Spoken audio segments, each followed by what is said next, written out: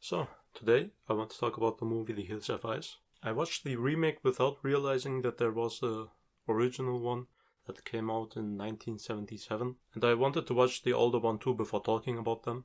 But I was told that there was no point in watching the original one because it is basically the same movie, so I didn't bother. The Hills Have Eyes is the first horror movie that I've watched in a while because I want to get more into those type of movies. And it was a really good choice because I had a lot of fun while watching it. But before we get into details, I should give you a warning. If you have a problem with seeing blood, rape, violence, cannibalism, children and animals being hurt, you should maybe avoid this movie. I would recommend to keep pillows and blankets nearby to hide behind or cuddle into. And I should probably specify that this movie was not intended for children, so be warned. It was the first time for me watching this movie, and the reason why I chose this movie was because it was recommended to me so often. And after watching it, I can see why it was recommended in the first place. The Hills Have Eyes is just everything you would expect from a horror movie, and I loved it. I can see how some people would say that the story of let's take a shortcut and see what happens is a bit overdone. But that's exactly one of the things that I really liked about this movie. It's a classic and really good at it. The reason why I want to start now with watching more horror movies and why I didn't do it earlier is because I get scared really easily and I hate being scared. Which is a problem when you want to watch horror stuff. I know.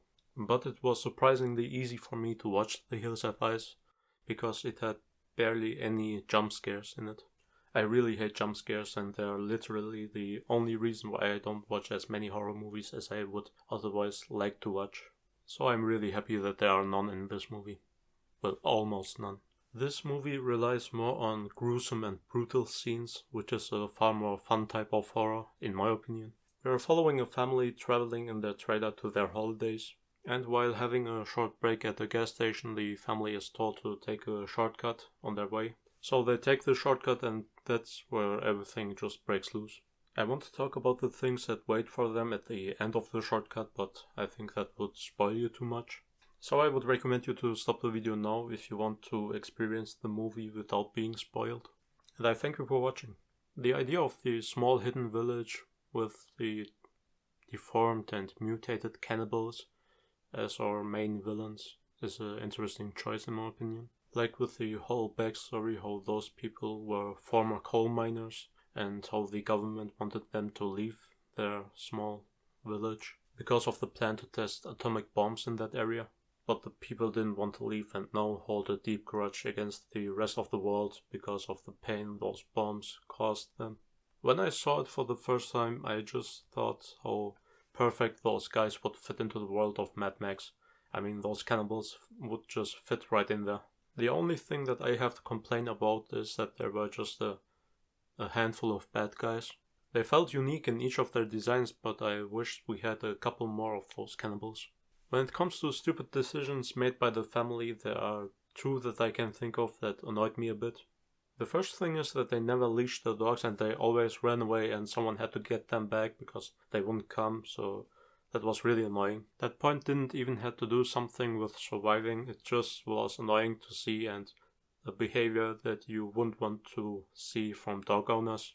And the second point is that the family just shoots like a stormtrooper. I mean, it's almost fascinating how many bullets they can waste and shoot just into the darkness because they are in panic.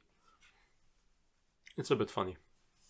I can't really decide who is my favorite character in this movie. The son-in-law is the clear hero who gets most kills and the most exciting scenes. But in the other hand, we have the young deformed girl who belongs into the group of the cannibals and tries to help the family to escape. I really like that because it gave more depth to those villagers, and it showed that they were more than just mindless crazy people. If you think about watching this movie, I would definitely recommend it. Even people who are not really used to watching horror stuff should be able to watch it without being traumatized too much. I think. Maybe. That's all I had to say, and thanks for watching. Ciao.